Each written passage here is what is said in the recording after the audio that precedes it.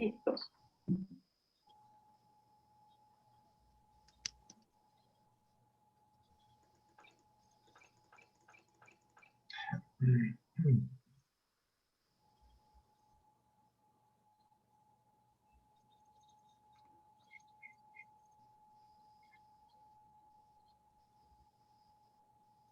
Ya tenemos 50 alumnos y amigos aquí presentes.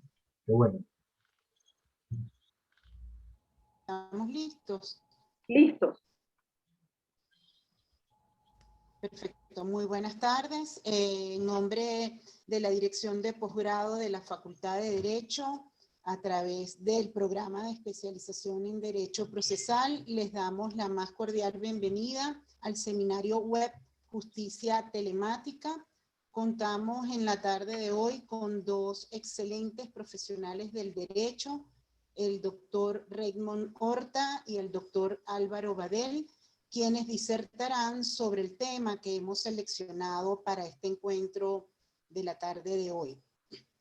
La justicia telemática que se impone hoy en día y que en nuestro país, especialmente desde marzo del año 2020, cuando se declaró la emergencia por razón del COVID-19, el Tribunal Supremo de Justicia dictó una serie de disposiciones que norman cómo se realizarán o cómo se están realizando los actos procesales de manera virtual. Sobre esto nuestros expertos nos ilustrarán con dos ponencias que estoy segura serán de altísima calidad y que podremos compartir. Comenzamos con el doctor Raymond Horta.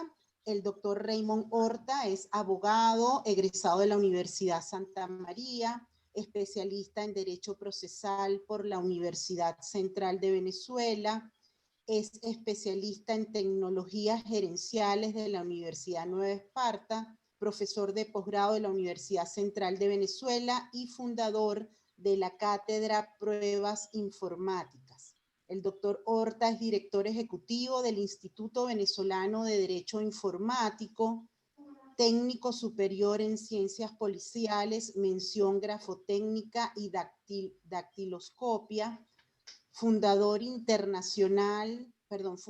de la Sociedad Internacional de Peritos en Documentoscopia, miembro corresponsal de la American Society of Question Documents Examiners, miembro del Registro de Peritos y Expertos del Tribunal Supremo de Justicia, autor de diversas obras como La prueba pericial sobre documentos, Manual práctico de firmas electrónicas e Introducción al ciberterrorismo, coautor del libro Derecho de las Nuevas Tecnologías, editor de tecnojuris.com y criminalística.net, director procesal de Horta Poleo, abogados y asociados, y es un honor para nosotros, doctor Horta, contar esta tarde con su participación. La ponencia del doctor Raymond Horta se titula Del expediente físico al proceso telemático, una visión práctica. Adelante, doctor Horta, gracias. Agradecido por esta invitación, es un honor participar en esta actividad, sobre todo del posgrado relacionada con la especialización de Derecho Procesal, que es una de mis pasiones, así como la informática, estar acompañado de las autoridades y con el profesor Álvaro Badel, pues no puede ser para mí mayor honor. Hoy vamos a tratar algunos aspectos sobre lo que puede ser la evolución o lo que está haciendo la evolución del expediente electrónico, del expediente físico al electrónico y sus implicaciones procesales, sobre todo una visión práctica de lo que está significando todo esto para todos nosotros. Voy a compartir pantalla acá. Tengo una presentación. Quería por favor que me confirmaran si se está viendo de manera correcta. Sí, la vemos perfectamente. Acá la están viendo bien. Bien. Evidentemente el COVID ha sido un catalizador de todo lo que es o todo lo que se está denominando ahora el proceso telemático, aunque tenemos algunos antecedentes académicos de que este tema ya se venía tratando. En Venezuela en el 2018 hubo un evento sobre derecho procesal telemático y pues digamos que no es un tema novedoso, pero sí el COVID, podemos decir, aplicar ese refrán de que no hay mal que por bien no venga, pero estamos hablando de que estamos tratando de implementar normas que tienen que ver con tecnología a un código de procedimiento civil que ya tiene aproximadamente unos 34 años y fue por el cual, pues los que no son millennials, fue por el cual los que nosotros estudiamos y haciendo, pues, retrotrayéndonos a tanto tiempo hacia atrás, Internet aparece de manera pública para el año 93, en Venezuela tal vez un poquito posterior, pero estamos hablando de que hace 21 años, estamos hablando del 2020, todavía estábamos utilizando el sistema operativo Windows 95 hasta que salieron algunos como el ME para el año 2000 o digamos el cambio de milenio. Pero ya para aquella época del 98, y particularmente o exactamente en el 2000, mi tesis de grado versó, o su título era la implementación de tecnologías a los tribunales civiles y mercantiles. Esto tal vez con la misión o la visión de que la informática, que era una de mis pasiones, se implementara para facilitar todo lo que era el manejo de todo lo complejo que es el proceso, libros diarios. En aquel momento teníamos aranceles judiciales, teníamos gran cantidad de cosas que la informática, que ya manejaba temas como bases de datos y otros, digamos, otras funciones de carácter interesante, pues yo soñaba en aquella época con su implementación. Pero ya desde el año 1999, con nuestro cambio, con nuestra nueva constitución, ya se incluyó algo que yo adoro y que digamos que me encanta decir que nuestra constitución es una de las pocas que tiene la palabra informática incluida, y por eso me atrevo a hablar de la pirámide de Kelsen en lo informático en Venezuela. Para el año 2001 aparece la ley de mensajes de datos y firma electrónica, pero estamos hablando que esa ley de mensajes de datos y firma electrónica ya tiene unos 20 años, ya son 2 décadas con ella y ahorita es que estamos hablando un poquito de su implementación, su valor, aunque desde el punto de vista probatorio, en la práctica, les digo como experto informático, como grafotécnico, las pruebas electrónicas han venido desplazando todo lo que es la prueba física o documental típica, los cotejos se han venido sustituyendo gradualmente y en la actualidad participo más en experticias informáticas que en experticias grafotécnicas, sin que se pueda decir que una ha eliminado a la otra.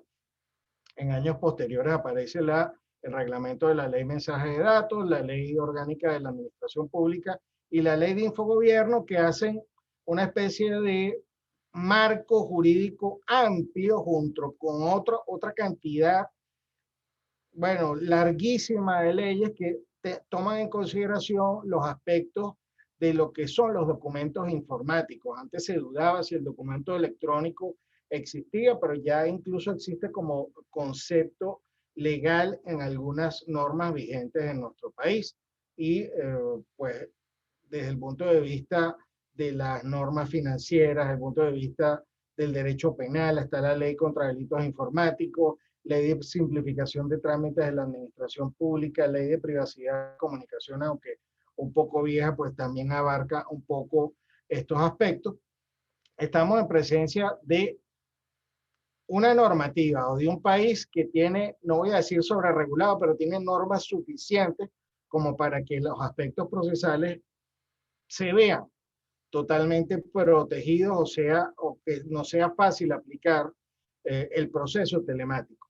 Desde desde mucho antes, te estoy hablando desde el 2008 en adelante, participé, y ahorita voy a hablar desde el punto de vista de experiencia, participé en un proceso judicial norteamericano donde yo era un experto que estaba pronunciándose sobre diversas materias Y me llamó mucho la atención y todavía no estábamos pensando nosotros ni siquiera en juicios a distancia ni en declaraciones por Zoom, que los procesos en Norteamérica se llevaban las solicitudes, las respuestas y los autos del tribunal eran todos enviados y recibidos en su mayoría por correo electrónico, aunque existía una plataforma a través de la cual se subían los documentos al proceso y formaban parte de un expediente electrónico.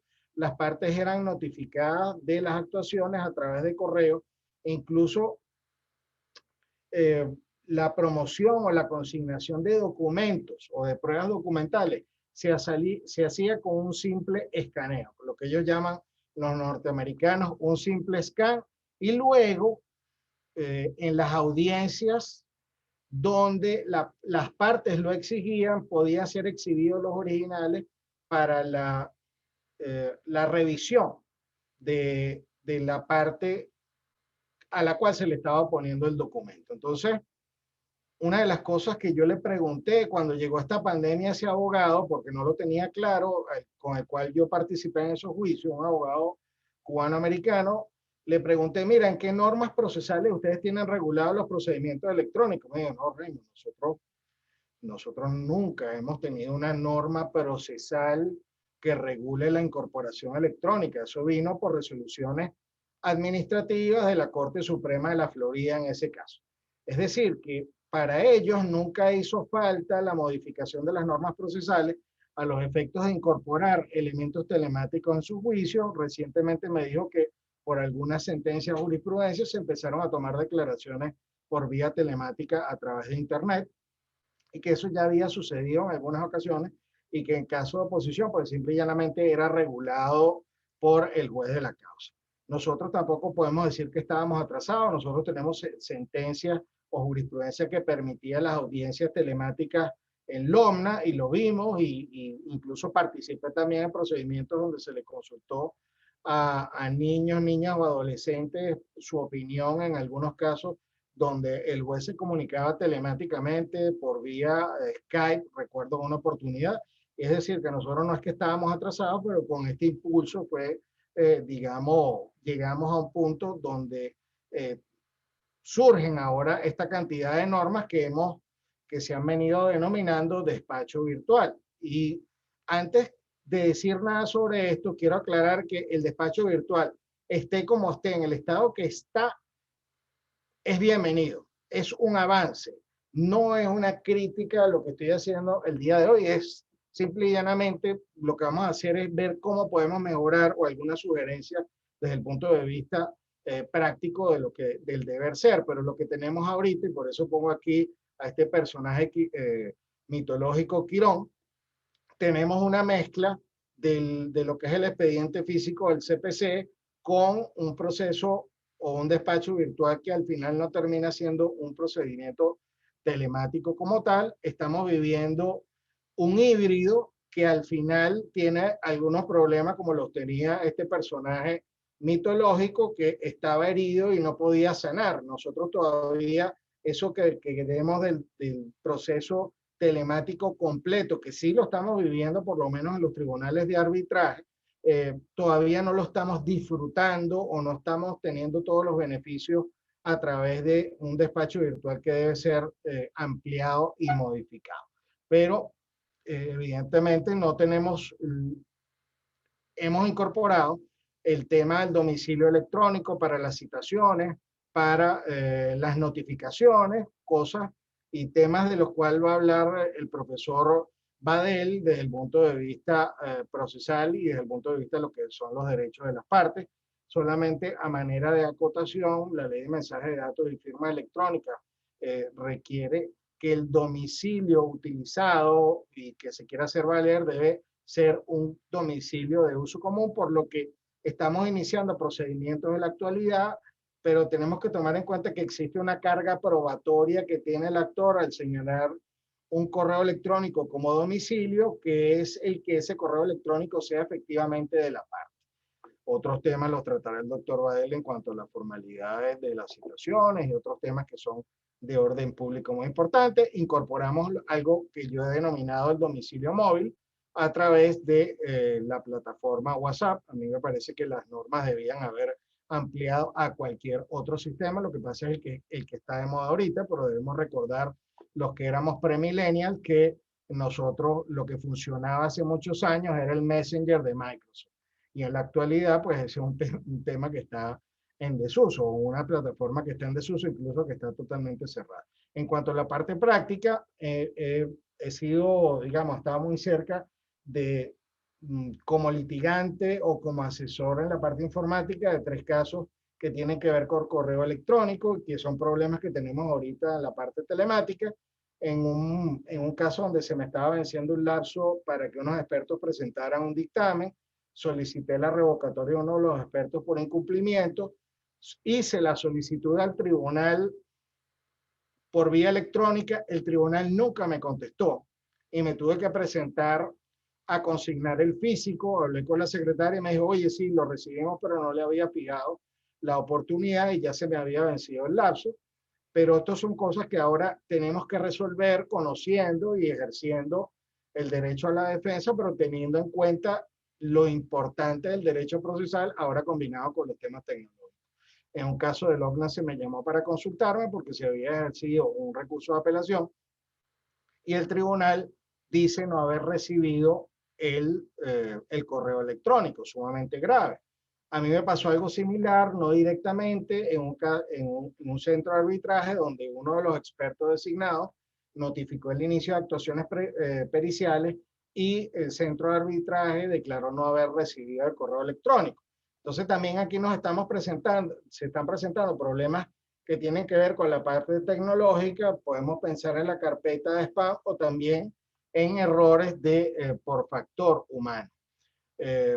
Entonces, oía yo al profesor Badel en una charla que tuvimos juntos, que aquí todos ahorita estamos aprendiendo con este nuevo despacho virtual. Ninguno sabe en realidad o nadie puede decir que es totalmente conocedor de la verdad, y prácticamente nos estamos convirtiendo en no conejillos de India, pero sí estamos siendo objeto de alto riesgo por temas que no están regulados todavía o que no, o jurisprudencialmente no se han regulado. Entonces tenemos otros problemas en los cuales no existe un criterio fijo o no existe una obligatoriedad o causales de nulidad en los casos en que no se publiquen los autos completos del tribunal, y tenemos problemas porque pueden dictar un auto. A mí me ocurrió una oportunidad que me enteré que salió el auto, sabía que me perjudicaba en algún tema de un cómputo y apelé a todo evento, pero al final dependo de ir a ver el expediente físico y dependo de la fecha que me den de la cita para ir a ver el expediente para yo poder ejercer mi derecho a la defensa. Entonces tenemos unos grandes problemas que resolver en este tema de despachos virtuales, como una experiencia muy, digamos, personal que tuve cuando se empezó a implementar el sistema del Juris 2000. Me ocurrió el que se cargó, después de una apelación, se cargaron una cantidad de actuaciones seguidas en el sistema Juris y me violaron el derecho a la defensa y tuve que recurrir a un habeas data, un amparo constitucional relacionado con temas electrónicos para poder defenderme contra, o a mi cliente, contra lo que yo consideraba que había sido una violación al debido proceso, pero causada por el sistema de carga de aquel momento de transición del Juris 2000, y eso mismo nos puede pasar con estos despachos ahorita. Otras realidades que tenemos que enfrentar es el que no solamente dependemos de lo electrónico, sino que también hay que llevar estas actuaciones físicamente. Existe prácticamente, ahorita tenemos una trilogía, tenemos la VRD, tenemos el expediente virtual, tenemos la consignación. Es decir, hay todavía sobreexiste el Juris 2000 como tema que está vigente como regulado, y al final estamos frente a actuaciones que no son de fecha cierta electrónica, por cuanto carecen de algo que se denomina el sistema de timestamp, que es una especie de reloj que marca exactamente las actuaciones electrónicas o nos dice exactamente a qué hora ocurrieron. Para defendernos de algunas actuaciones electrónicas, podemos tener que recurrir, aparte de la vía data, o algún tipo de tacha contra documento público electrónico procesal, con distintos medios probatorios que pueden incluir las experticias, pruebas de informe, pruebas testificales, pedir hasta experimentos o reconstrucción de los hechos a través de algo que regula la ley de mensaje de datos y firma electrónica, como lo es la prueba libre.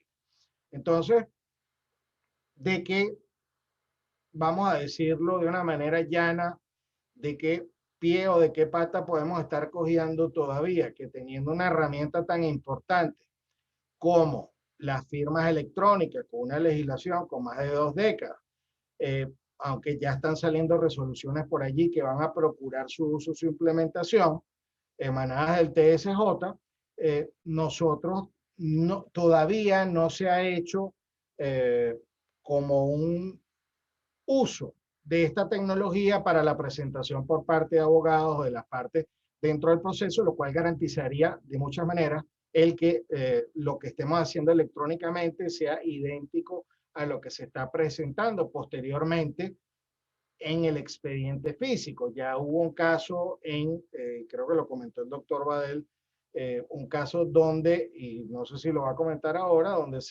había una diferencia entre lo enviado electrónicamente y lo consignado en físico, y eso trajo una consecuencia de una impugnación, y eso lo estamos viendo ahora como un elemento con el cual tenemos que lidiar, o que nosotros, no, más allá de lidiar, no, nosotros tenemos la responsabilidad o ser garantes de verificar de que esa dualidad, digamos, haya match o haya correspondencia entre lo que se consignó en electrónico y lo que se consignó en físico, pero al final, si no tenemos acceso al expediente electrónico como tal, nosotros es muy difícil que le podamos pedir al tribunal: mira, por favor, reenvíame el correo electrónico que te envió mi contraparte para ver si lo que consignó fue exactamente lo que envió por vía electrónica. Entonces, estamos subsistiendo con un despacho virtual, bienvenido sea, junto con el Jury 2000 y otros programas que funcionaban en municipios o en otras partes del país, que eran controles electrónicos, pero que son limitados o limitantes. Recuerda que nosotros no podíamos ver antes, sino en esos kioscos donde asistíamos en tribunales para ver cómo era que estaba el estatus electrónico del expediente, y estamos en el mismo sitio desde el punto de vista que no existe ningún ahorro, ni al final, al tener que ir al expediente a consignarlo físico, nosotros no estamos preservando en gran medida los temas de bioseguridad en pandemia, porque al final hay que ir a tribunales, que te van a poner una hora, que te van a poner en unas condiciones donde tal vez haya menos gente, pero todos nos hemos encontrado a un gentío en tribunales cuando es la semana de flexibilización. ¿Qué es lo que todos queremos del proceso telemático? Nos gustaría tener un expediente electrónico que se base en blockchain, que tenga firma electrónica, que almacene y no puedan ser alteradas las pruebas, que sea de acceso público. Incluso soñamos con una aplicación que cuente lapsus, diligencia, que nos notifique: mañana se te vence el lapso, que le notifique al juez, que todo esto es posible a través de las tecnologías actuales. Pero nosotros, son muchas las carencias que tenemos, pero de todas maneras, ¿por qué no pedirle a Dios y nosotros remar porque todo llegue al tope de la tecnología, si lo que queremos y el fin de nosotros es la justicia? Y lo que tenemos que tener presente es que todas estas son herramientas que nos van a ayudar a obtener justicia a través de lo telemático. Ya existen, pero a manera de comentario, podemos decir que en Europa se está limitando el uso de inteligencia artificial para la producción de laxo, de autos, porque también la inteligencia artificial pudiera formar parte de la conformación o de la revisión de lo que es el fondo de lo que se está discutiendo en un caso, a través de tecnologías como lo son, si no me equivoco, es una tecnología artificial que se está aplicando para materia jurídica que se llama Watson. Entonces, claro, ¿cómo llegar hasta allá si estamos ahorita donde estamos y tenemos problemas y carencias de recursos económicos. Lo primero es que tenemos que concentrarnos en que, si bien es cierto que lo telemático nos va a llevar a las declaraciones de testigos virtuales, a una cantidad de los debates, presentación de informes, en realidad lo que más retrasa el proceso son las actuaciones previas a estas audiencias, y nosotros tenemos que concentrarnos de que esto telemático pues nos ayude tanto al tribunal como a las partes en el fin que todos buscamos, que es la justicia. Nosotros hicimos una propuesta que está publicada en el último número de la revista de la UCAT, de la Universidad Católica del Táchira, donde a través de distintas plataformas de software libre y digamos, una plataforma que es muy conocida para hacer páginas web y con correo electrónico y con firmas electrónicas, se pudiera estar conformando de una manera bien económica y de una manera bien fácil de implementar, de bajo costo, porque además es software gratuito, pudiéramos estar implementando lo que se denomina un manejador de contenidos provisional, que para hacérselos entender de una manera breve y de una manera fácil, colocándole ciertos hashtags a cada una de las actuaciones subidas al expediente electrónico por las partes, el hashtag pudiera ser el número del expediente. Al hacer búsquedas en ese WordPress del tribunal que pudiera manejar todos los expedientes a la vez, nosotros pudiéramos conseguir todas y cada una de las actuaciones, tanto de las partes como del tribunal, de una manera fácil a través de un sistema que no es nada difícil de manejar, para hacerles un poco el resumen de lo que fue esa propuesta. Pero a manera de conclusiones, nosotros tenemos un marco legal procesal amplio, pudiéramos decir que telemático, porque bien se están haciendo regulaciones que se pueden ampliar en corto o mediano plazo para mejorar todos los temas de lo que se ha denominado despacho virtual, pero yo creo que una de las cosas que adolece y viola el derecho a la defensa es que las partes no tienen acceso a los envíos de la otra, salvo, como me ha ocurrido en la práctica, el que me han enviado los escritos de pruebas de la otra parte, y eso forma parte de lo que es la publicación del CPC del 87, y así se subsana. Pero la pregunta es, ¿por qué no me envía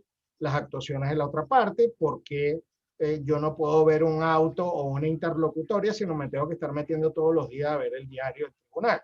Esto debe regularse de inmediato. También debe preverse la tacha de documentos electrónicos en un futuro, o algo que regule telemáticamente la posibilidad de controlar lo telemático dentro de lo procesal, aunque mientras tanto tenemos dos herramientas, que sería la articulación probatoria del 607 del CPC o el habeas data, en el caso de que consideremos un error en un sistema de información desde el punto de vista constitucional, pero lo ideal sería la apertura de una incidencia en caso de que consideremos que existe una violación del derecho a la defensa. Entonces, otra recomendación, una manera de conclusión, el que el derecho procesal telemático, el proceso telemático, debe adaptarse a los procedimientos de cada materia y no viceversa, porque ya se está hablando de que vamos a hacer un procedimiento único telemático, ¿no? Ya ha sido el desarrollo de cada materia, de cada procedimiento, ya ha sido lo suficientemente complejo como para que ahora todas las materias tengan que hacer un cambio radical, adaptarnos a un procedimiento que tal vez sea único. No lo critico, pero mi sugerencia por ahora es que se adapte lo telemático a cada procedimiento de cada materia.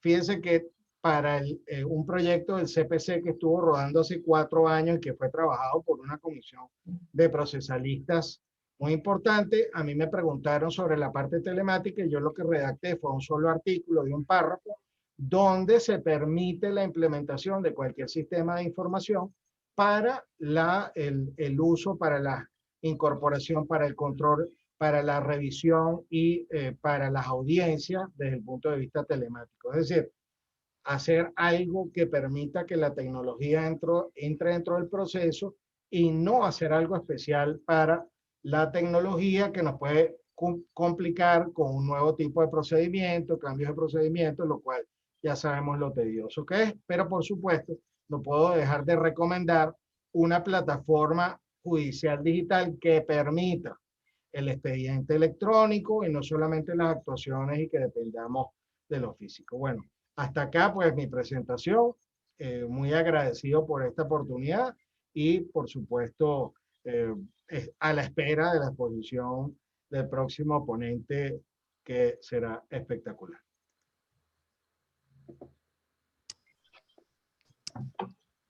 Bien, muchísimas gracias, doctor Horta, por tan excelente disertación. Sin duda, el tema de la justicia telemática se da para muchísimo estudio, se impone porque es una de las maneras de dar respuesta a los servicios y de allí no escapa sin duda la administración de justicia, ¿no? Vamos a darle entonces la palabra al doctor Álvaro Badel. El doctor Álvaro Badel es abogado egresado de la Universidad Católica Andrés Bello, doctor en Derecho por la UCAP, especialista en Derecho Mercantil y Derecho Procesal de la UCAP. Diríamos algunos 100% ucavista, profesor Badel. El profesor Badel es jefe de la Cátedra de Derecho Procesal Civil de la Facultad de Derecho de la UCAP, es profesor de pregrado, posgrado y doctorado de Derecho de la Universidad Católica Andrés Bello y de la Universidad Central de Venezuela, es socio del Badel Grau Despacho de Abogados, abogado litigante, especialista en arbitraje, presidente honorario de la Asociación Venezolana de Arbitraje, autor de varias publicaciones, y la ponencia del profesor Badel se titula Análisis práctico de las normas sobre justicia virtual. Adelante, profesor Badel. Muchísimas gracias, profesora Ana María Guario. Muchísimas gracias a la Dirección de Estudios de Posgrado de la Universidad Católica Andrés Bello por esta iniciativa.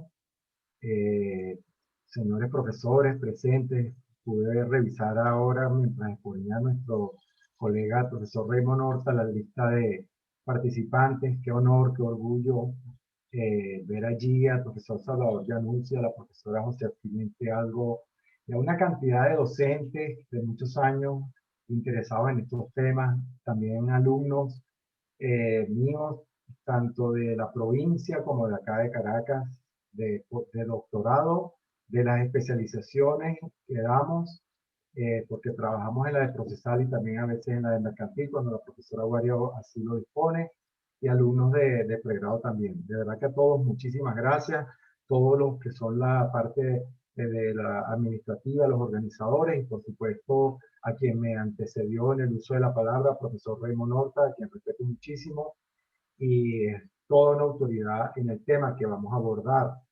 Yo voy a hacer algunas consideraciones prácticas, como lo dijo la profesora Guario, y básicamente toda esta historia compartiendo un poco, por supuesto, lo que dice Raymond, que realmente no es que la historia comienza a partir del 13 de marzo de 2020 con la declaratoria de la pandemia conocida como COVID-19, no es que la justicia virtual comenzó específicamente en ese momento en Venezuela.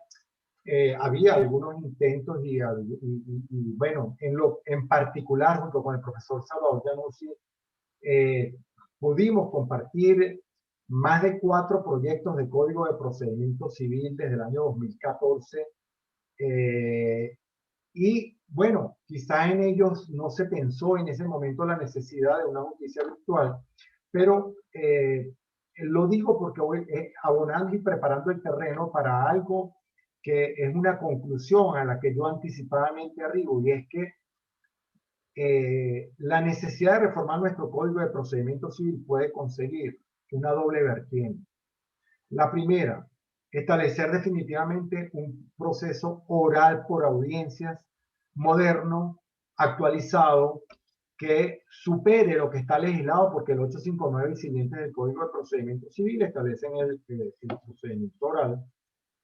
Y la segunda vertiente sería, por supuesto, para darle rango legal a estas disposiciones sobre justicia virtual.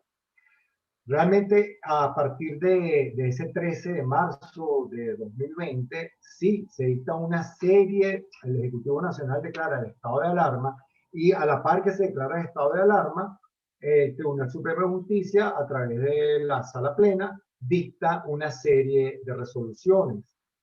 Básicamente, en el primer momento, las resoluciones tendían a la paralización del Poder Judicial en Venezuela. A partir de la resolución 001-2020, del 20 de marzo del año pasado, se decreta una suspensión inmediata de todas las causas a nivel nacional en todas las competencias, salvo excepcionalmente la materia constitucional, la materia penal, y en materia de violencia contra la mujer se establecieron algunas excepciones y se estableció un sistema de guardias para garantizar el acceso a la justicia. Esta primera resolución, la 2020-001 de la Sala Plena, luego y estableció una vigencia de 30 días. En esta suspensión, lógicamente, no sabíamos qué iba a ocurrir, no sabíamos las dimensiones de lo que podía ser el COVID-19 y creo que aún estamos conociendo cada día de nuevas noticias que tienen que ver con la pandemia. A 1 año y 4 meses, es decir, a 16 meses de la declaratoria de estado de alarma, pues aún es impredecible, incluso científicamente, hacia dónde vamos. No voy a perder tiempo diciendo que España, por ejemplo, al día de hoy está echando para atrás, comenzando el verano, está echando para atrás todo lo que pensaron que era un avance desde el punto de vista de la hostelería y hostería y pues, el ocio, en el entendido como la posibilidad de tener unas vacaciones pues en términos más o menos normales. Pues nada, todo esto está siendo desmontado en España, en Alemania, en Francia, en Italia, es decir, vuelve a atacar con fuerza una quinta ola. Y por eso, en aquel primer momento se dicta una resolución, la 001-2020, que se prorroga luego a los 30 días por la 002, 003, 4, 5, 6, 7 y 8. La 008-2020 de la Sala Plena se dicta el 1 de octubre de ese año, y ya en ese momento, con 7 meses de paralización prácticamente absoluta del Poder Judicial, el Pleno del TCJ toma cartas en el asunto y decide entonces la reactivación de las actividades del Poder Judicial bajo una serie de medidas de seguridad y bajo toda una serie de extremos y pues se dicta en esa resolución, la 008, pues las pautas para que inicie la figura del despacho virtual. En paralelo, la Sala de Casación Civil dicta durante el mes de agosto, el 28 de agosto específicamente de 2020, la resolución 003, que establece un programa piloto en los estados Aragua, Anzoátegui y Nueva Esparta para la reactivación paulatina de las causas a nivel nacional. Y dicta esa resolución, la 003, el 28 de julio, y a partir de esa resolución, luego dicta la resolución 004, el 1 de octubre del mismo año, y ese mismo día, el 1 de octubre, también dicta la 005-2020, que nos ha ocupado en este trimestre a mis alumnos y a mí en la especialización de Derecho Procesal. Nos ha ocupado, pues, todos los miércoles hacemos análisis de su contenido y de todas las incidencias e implicaciones que ella puede tener, lo cual pues dice mucho de la especialización de Derecho Procesal de la Universidad Católica Andrés Bello, por cuanto, así como se hizo en el momento en que había un proyecto de Código de Procedimiento Civil en el año 2014, en donde la Sala de Casación Civil en aquel momento presentó un proyecto de Código de Procedimiento Civil a la Asamblea Nacional, a la Comisión de Política Interior que dirigía Darío Vivas, y eso era en el mes de octubre de 2014, y en el mes de enero comenzábamos, en coordinación con la profesora Ana María Guayo, siempre muy preocupada de la actualización de los temas que damos en los seminarios. Me dijo: profe, ¿por qué no damos un seminario sobre ese proyecto de reforma del Código de Procedimiento Civil? Y así lo hicimos, y estudiamos durante 3 meses ese proyecto, que luego fue modificado, y hubo al final unas 3 reformas que no se concretaron, y hasta la fecha sigue soportando embates de reformas verdaderamente no llevadas a cabo como debe ser el estudio y el abordaje de una reforma, de un texto normativo tan técnico como es un código de procedimiento civil. Pues nuestro programa daba la tarea de que estudiemos las pautas sobre la justicia virtual, la justicia telemática en Venezuela, y lo estamos haciendo con mucho gusto toda la semana.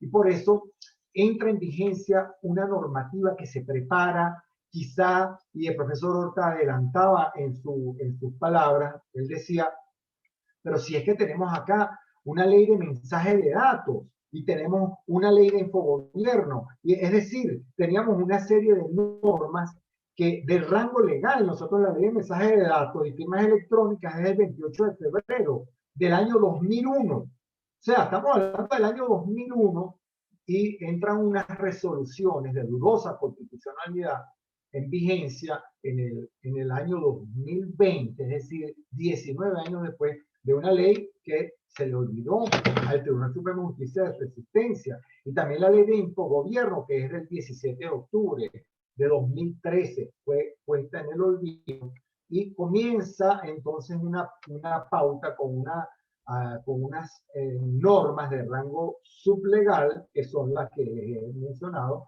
y sencillamente quise hacer en esta breve introducción la mención de cuáles son las normas por las cuales se rige este llamado despacho virtual. Básicamente, resolución 005-2020 de la Sala de Casación Civil.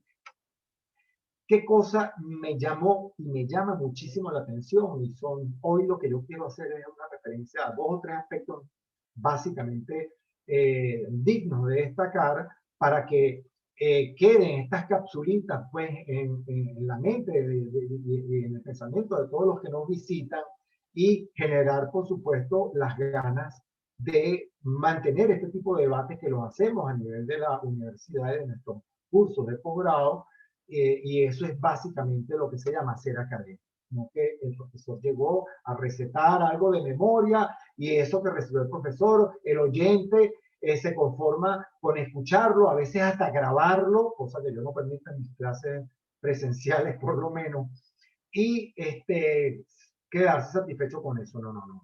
Los estudios de cuarto nivel son discusión, son ideas. Yo veo que hay gente levantando la mano aquí, me parece buenísimo, ya yo veo que está gente haciendo preguntas y seguramente habrá cuestionamientos. Miren, eso es precisamente el quid de este tipo de actividades.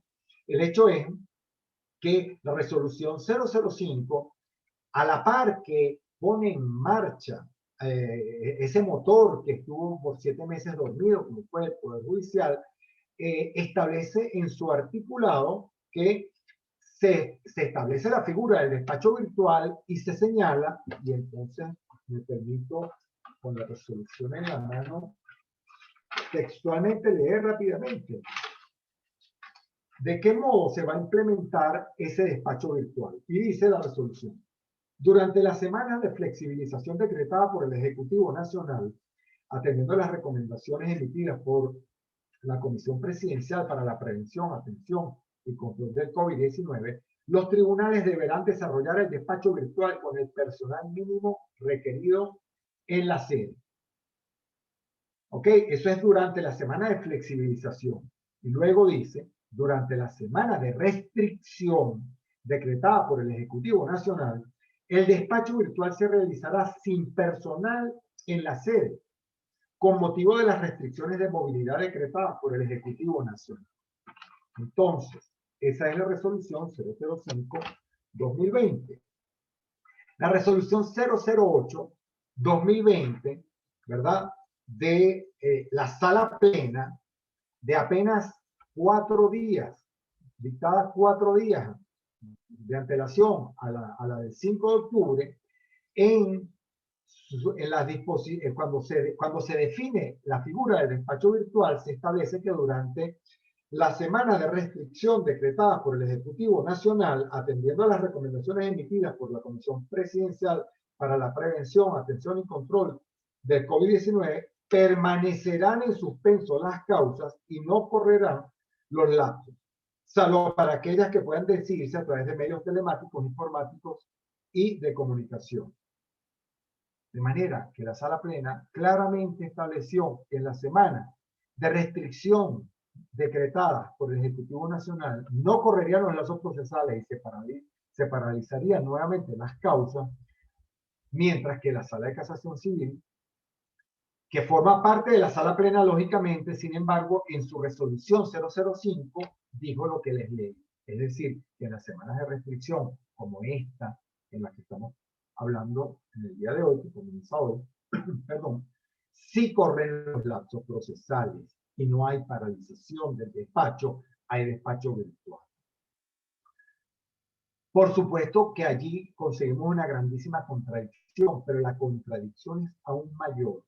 Si nosotros revisamos la resolución 004-2020, también de la Sala de Casación Civil, y por cierto, también del 5 de octubre de 2020, es decir, el 5 de octubre de 2020, la Sala de Casación Civil dictó dos resoluciones, 004-2020, 005-2020.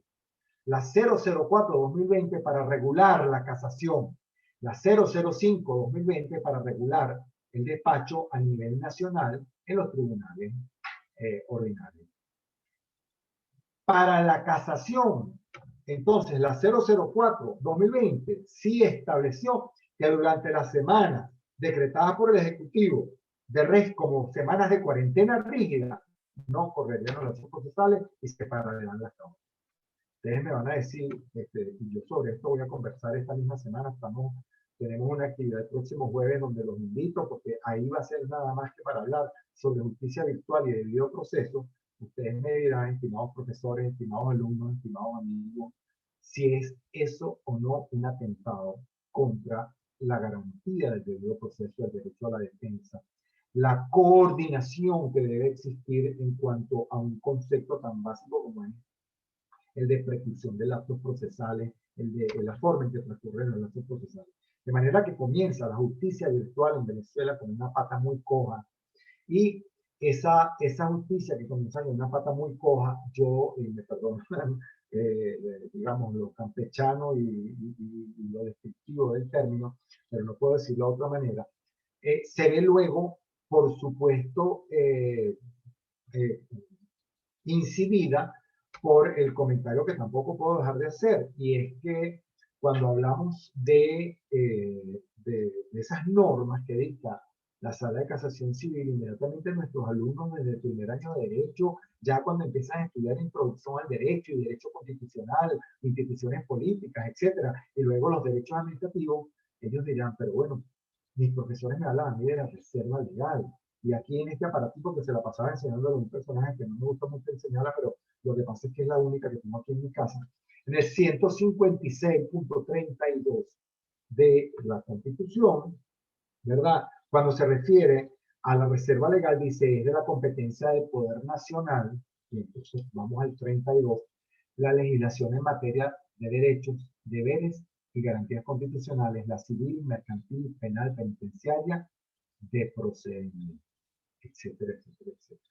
De manera que la legislación de procedimiento constitucionalmente tiene la tutela de la reserva legal y corresponde solamente a la Asamblea Nacional como órgano constitucionalmente reconocido para dictar legislación en materia de procedimiento.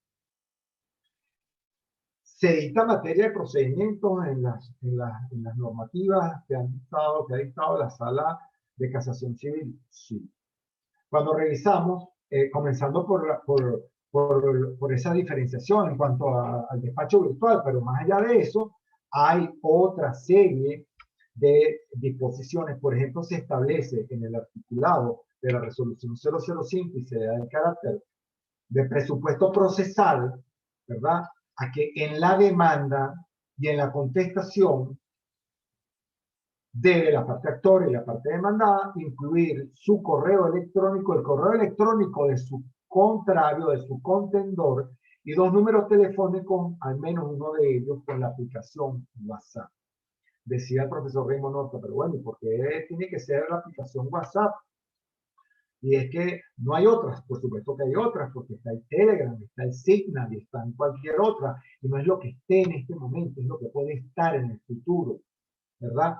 Y eso no puede ser que se convierta en un presupuesto procesal,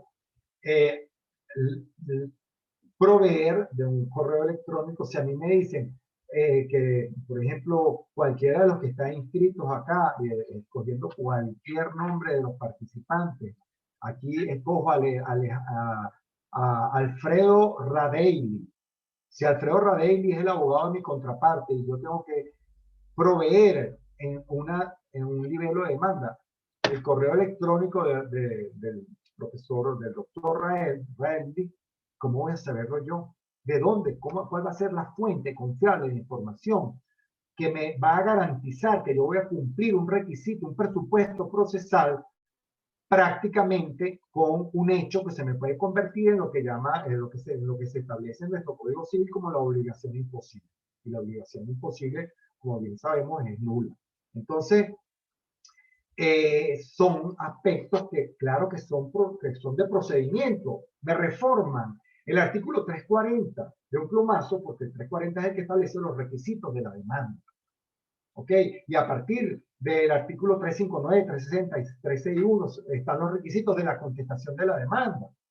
Pero en ninguna parte del Código de Procedimiento Civil, que fue legislado, ¿verdad? Y que fue además un código donde la pluma de ilustres procesalistas como el profesor Aristide Rangel Romberg, Leopoldo Márquez Áñez, José Andrés Fuenmayor y el juez Luis Mauri trabajaron arduamente y con conocimiento para producir esa obra maestra, ese Código de Procedimiento Civil, el cual lo único que requeriría en este momento es hacer una labor de adecuación para incluir en el artículo 859 y siguiente el procedimiento oral y un capítulo, que es lo que estoy trabajando yo con mis alumnos de la especialización de Derecho Procesal. Por cierto, yo les dije a mis alumnos desde el día 1, señores, aquí vamos a trabajar juntos en unas normas sobre justicia virtual, y cuando terminemos el trimestre, ahora en agosto, se lo vamos a presentar a la consideración de la dirección del posgrado y vamos a tratar de que eso llegue a quien tenga que opinar sobre esto, sobre esas normas, es decir, a la Asamblea Nacional, para que por lo menos demos constancia de que quisimos organizarnos y hacer un aporte tangible. Pues esa potestad normativa en definitiva no le corresponde a la Sala de Casación Civil, por lo cual nace con dudosa constitucionalidad el régimen de justicia virtual. Otros aspectos que fueron obviados y que estaban previstos en la ley de mensajes de datos y en la ley de infogobierno, pues la firma electrónica digital, el ente certificador, está prevista en la ley de mensajes de datos en la SUCERTE, la Superintendencia de Certificación de Datos. Sin embargo, eso no existe para nada en la normativa que ha sido dictada hasta este momento a nivel de resoluciones, que son de rango sublegal, repito, el valor probatorio de los mensajes virtuales, el expediente digital, es decir, una serie de conceptos que fueron obviados. El dominio oficial de los correos de los tribunales, señores, los correos de los tribunales se les dotó, el dominio con el que se les dotó fue el de gmail.com. Ustedes me van a decir que el gmail.com es un dominio oficial. Por supuesto que no. Tenemos un ente certificador venezolano que dé constancia de que de IP a IP, cuando sale la comunicación, es confiable. Raymond, es confiable. Es posible afirmar que a través de la red Gmail no puede haber hackeo y que no puede haber la transformación incluso de un documento que está convertido en PDF. Tú que eres experto en la materia, yo te hago esa pregunta antes que mis alumnos te la vayan a hacer. Entonces, realmente no se pensó en utilizar un dominio, ¿verdad?, de ningún ente público, y lo que más me extraña es que la sala, que el Tribunal Supremo de Justicia tiene su dominio que es el tsj.gov.be, de manera que no entiendo qué es lo que pasó con el uso del Gmail, que pertenece a Google, que por supuesto estamos hablando de que estamos entonces, no entiendo cómo nuestra justicia en manos de un ente certificador que no es controlado, no es posible controlarlo por los entes nacionales. Desde el punto de vista entonces de estas resoluciones, para hacer un brief muy breve sobre cómo se inserta dentro del proceso. Bueno, básicamente lo que se ha tenido hasta ahora por justicia digital es el escaneo de los documentos y su remisión a tribunales a través de unos correos. Eso es todo. Eso es lo que se está entendiendo por justicia digital. Y la suscripción de un documento autógrafa, de manera autógrafa, y esa remisión es lo que le da la garantía de que hay un documento que Álvaro Badel le puso una firma, que la llaman firma digital, no siendo eso una firma digital, porque los que saben de eso saben que la firma digital es un código que puede llegar a tener hasta 120 dígitos, que es la que da la verdadera garantía de certeza de que eso emana de un sujeto de derechos y deberes y que ese acto que se está remitiendo, yo tengo la forma de demostrar que es de mi autoría con plena prueba y va a surtir plenos efectos. Una rayita en un papel es una firma calígrafa, no es una firma digital, y esos conceptos, por supuesto, que para nada fueron manejados en la justicia virtual hasta este momento. Incluyo en esto la figura del diario digital. El diario digital es la digitalización de lo que remitimos por vía PDF, y uno realmente ese es un diario que no está ni siquiera cercanamente al día. Pero lo más grave es que todas las actuaciones que hacemos a través de la justicia telemática, luego como que quedan en un suspenso desde el punto de vista, un efecto suspensivo desde el punto de vista de sus efectos, y hasta que no se concreta la consignación material, y entonces como las tarjas hagan plena prueba lo que remití virtualmente con lo que remití físicamente, la actuación no tiene validez. Esto, señores, me lleva a unas conclusiones, y es realmente el peligro que se está generando con un juego. Yo lo digo así, se ha tomado como que cuando alguien tiene un teléfono celular nuevo, una laptop nueva, o un niño tiene un juego que le da algunas aplicaciones, entonces nos pusimos a pensar que mandando los correitos y la remisión de documentos PDF, estábamos ya en justicia virtual, y nada más lejos que eso, porque la justicia virtual lo primero que tiene que tener es la seguridad jurídica. Y los que hacemos arbitraje, y los que hemos leído sobre arbitraje, y los que conocemos normas de sustanciación de arbitraje en otras latitudes, conocemos, por ejemplo, el protocolo de Seúl para el desarrollo de audiencias virtuales, y cómo se evacúa una prueba a través de estos medios telemáticos, además con plena seguridad.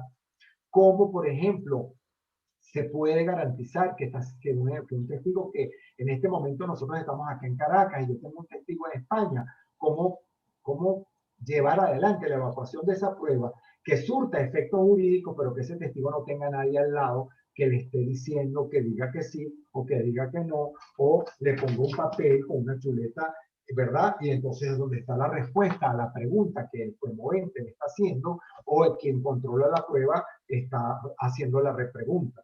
De manera que eso está previsto en normas como, por ejemplo, he dicho, a nivel de derecho comparado, en el protocolo de Seúl, pues para la sustanciación de arbitraje en Corea, y eso es de aplicación pacífica y inmediatamente expansiva hacia cualquier arbitraje, cualquier procedimiento arbitral, porque se trata de normas de soft law, que son sencillamente lo único que tiene que haber en la voluntad de las partes de querer aplicar ese texto legal.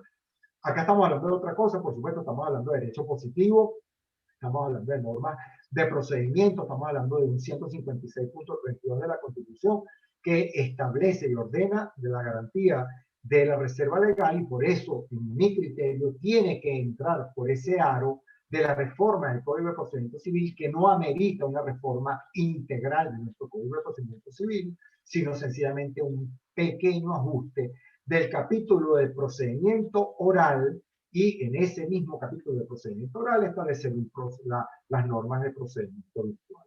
De modo que, en mi criterio, debe realmente abordarse con la seriedad que el caso requiere, y nosotros vemos que hay figuras que están siendo en este momento utilizadas con demasiada ligereza.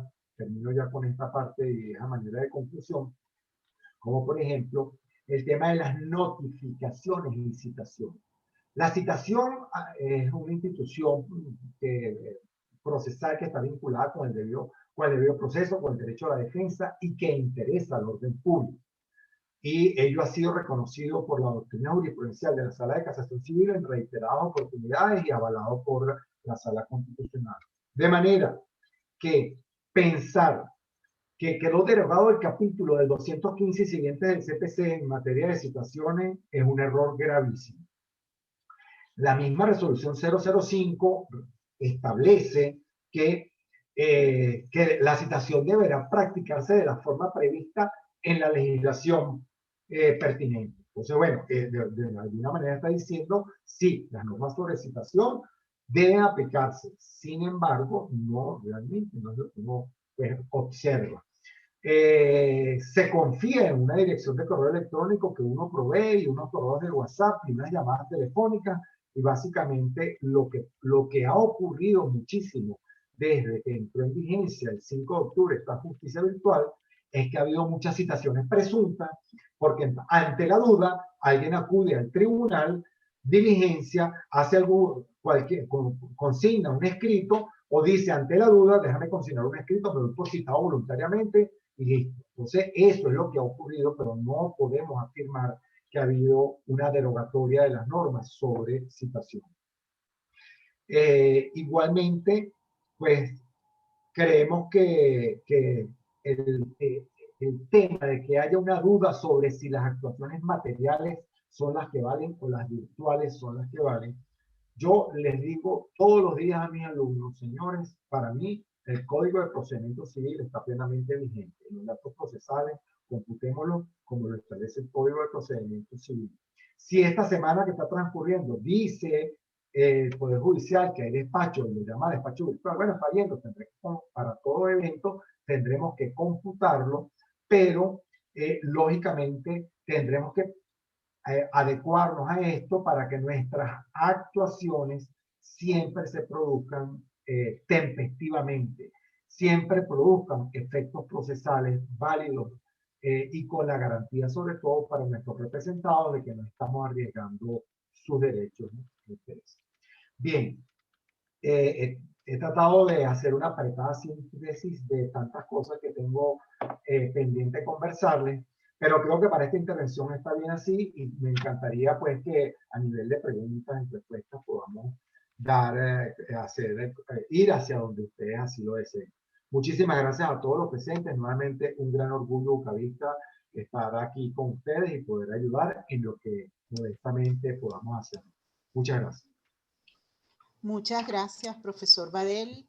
Excelente disertación. Sin duda, con su exposición se reafirma la necesidad de continuar reflexionando sobre el tema de la justicia telemática y la universidad es el espacio idóneo para esas reflexiones académicas. Como bien usted mencionó, actualmente estamos en la especialización de Derecho Procesal dictando el seminario Justicia Virtual en Venezuela. El doctor Raymond Horta ha sido excelente colaborador para las reformas y futuros proyectos que tiene la Dirección de Posgrado de la Facultad de Derecho en programas relativos precisamente a la justicia telemática y en el programa de especialización en Derecho Procesal, pues también estamos trabajando en la incorporación de estos temas en los contenidos programáticos actuales y en las revisiones de los planes de estudio que nos proyectamos para un futuro inmediato.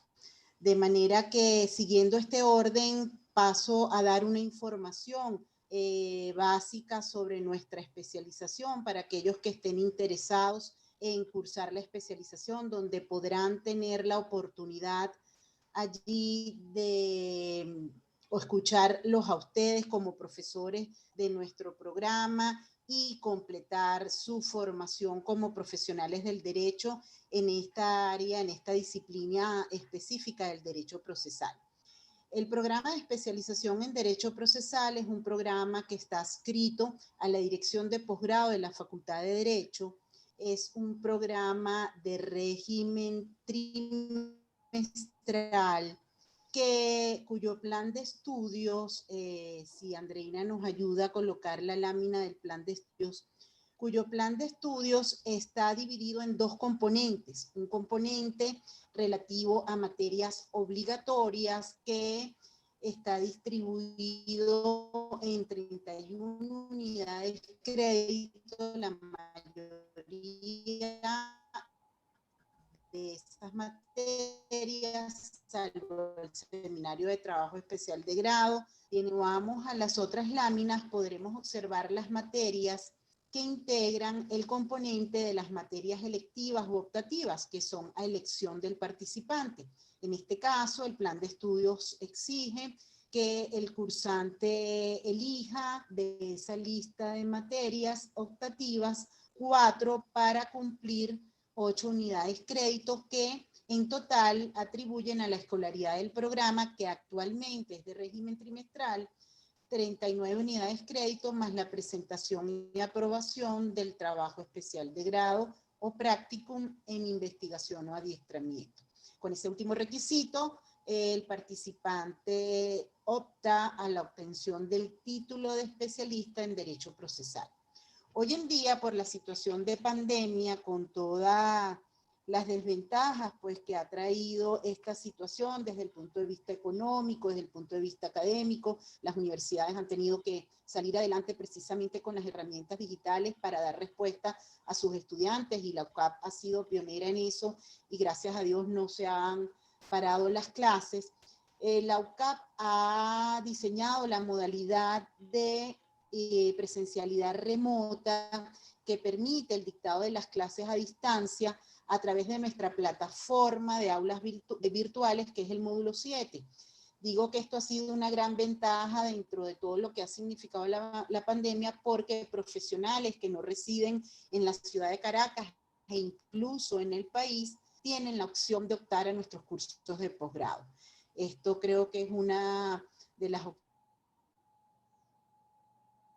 sino todos los programas que forman parte de la dirección de posgrado de la facultad y del posgrado en general de la Universidad Católica.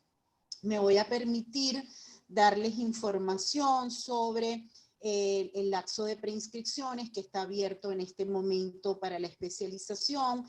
Allí pueden ver en pantalla el link de acceso al proceso de preinscripciones, y esto será hasta este viernes 15 de julio. De manera que quienes estén interesados los invitamos a que revisen nuestra página web y puedan optar y realizar el proceso de preinscripción. En cuanto a los costos, que siempre es una pregunta que nos hacen reiteradamente, la unidad crédito de posgrado está en $15. Para la preinscripción debe hacer el aspirante una inversión de 2.5 unidades crédito, y las materias de 2 unidades crédito tienen un valor de $30 la mensualidad, y las materias de 3 unidades créditos un valor de $45. Ello resume que el trimestre equivale a una inversión de 3 mensualidades, dependiendo del número de asignaturas, por supuesto, que cada uno de los cursantes tome durante el curso de sus estudios. Para quienes deseen mayor información, a continuación, en la próxima lámina está el correo electrónico del programa al que pueden escribir con sus dudas y gustosamente les atenderemos por allí. El correo es derechoprocesal@ucap.edu.be, y mi correo institucional también podría atenderlos por allí, aguario@ucap.edu.be. Dada esta información, vamos a pasar al lapso de preguntas y respuestas por lo interesante y lo excelente de las exposiciones de los profesores. Tenemos muchísimas preguntas, tanto en la sesión destinada para ellos como en el chat, y aprovecho para invitarlos a quienes han escrito por el chat para que no se nos vaya alguna de esas preguntas y quede alguien insatisfecho porque no se le dé respuesta. Los invitamos a copiarlas, escribirlas en la sesión destinada para ello. Comienzo con una primera pregunta. Los expositores, algunas están dirigidas específicamente al doctor Raymond o al doctor Álvaro, y otras están abiertas y dejo a la libertad de los expositores quien quiera responder. Comienzo con la primera pregunta. Esta está destinada al profesor Raymond. Dice así, es de Andrés Guedes Guada. Buenas tardes, doctor Raymond. Mediante la confesión ficta, la ley sanciona la no intervención del demandado en juicio, pero no elimina la posibilidad de que éste intervenga, pues puede todavía hacerlo en el lapso de pruebas. Doctor, mi pregunta sería, ¿cómo serían evaluadas las pruebas, la revisión del expediente y los lapsos procesales en materia del nuevo procedimiento en el derecho virtual? Gracias por su extraordinaria clase, doctor. Saludos desde Valencia, Venezuela. Adelante, doctor Raymond. Bien, una interesante pregunta, porque una de las dudas que tenemos es o digamos no es la duda, sino que tenemos que tener, como dijo el doctor Badel, el principio de que el Código de Procedimiento Civil no está derogado. Si se tiene por citada a una persona a través del despacho virtual por un correo electrónico, pueden suceder dos cosas. Que esta misma persona con ese mismo correo electrónico comparezca a promover pruebas y en ese momento está ejerciendo su derecho a la defensa. Otro tema que pudiera ocurrir que no fuera ese mismo caso, sino que acuérdense que nuestro Código de Procedimiento Civil permite que la representación sin poder, que comparezca un tercero a los efectos de, ejercer la defensa, un abogado que cumpla con los requisitos de ley a ejercer esta defensa. El problema va a venir a posteriori si se alega que esa citación, entre comillas, virtual, no fue llevada a cabo o fue llevada a través de un domicilio electrónico que no era el del demandado, o que no era, o que sí era el demandado, pero no, él no lo usaba constantemente. Casos distintos pueden ocurrir. Si en el contrato tiene el domicilio electrónico, va a ser muy difícil hacer una defensa, pero aquí puede ocurrir algo, que aquí puede ocurrir puede devenir el recurso de invalidación del juicio por error en la citación, que es otro tema interesante, pero al final, en mi criterio provisional, si esta citación no se logra, a menos de que haya una confirmación de recepción, no se puede declarar, por ejemplo, que la parte no compareció en el momento o que hay una confesión ficta. Aquí debería, en mi criterio, si no existe una confirmación de apertura, de recepción, o si no existe la confirmación de que ese es el domicilio electrónico del demandado, pues entonces no podemos tener la certeza de que se cumplió la citación, y en mi criterio aquí debería aplicarse subsidiariamente la citación del Código de Procedimiento Civil. Entonces, digamos que estoy de acuerdo con la tesis del profesor Badel, las normas de orden público del CPC no se pueden derogar. Hay que ver qué situación se presenta. Si se presenta la parte y reconoce que no dio contestación en el lapso y continúa el proceso, pero al final eso no quiere decir que no pueda haber una invalidación por vicio en la citación en este despacho virtual electrónico. Con eso creo que respondo esta duda. Gracias, doctor Octa. Vamos a la siguiente pregunta. Escribe Carlos Garrido. Buenas tardes, doctor. Sin embargo, existen situaciones en las que los tribunales no tienen un procedimiento estándar relacionado con el proceso virtual. Es decir, hay tribunales que aplican al pie de la letra la resolución 008, otros la interpretan a su mejor albedrío y otros, más osados, lo interpretan y aplican a su mejor conveniencia. Fíjense lo siguiente, la resolución existe, la no aplicación evidentemente genera nulidades.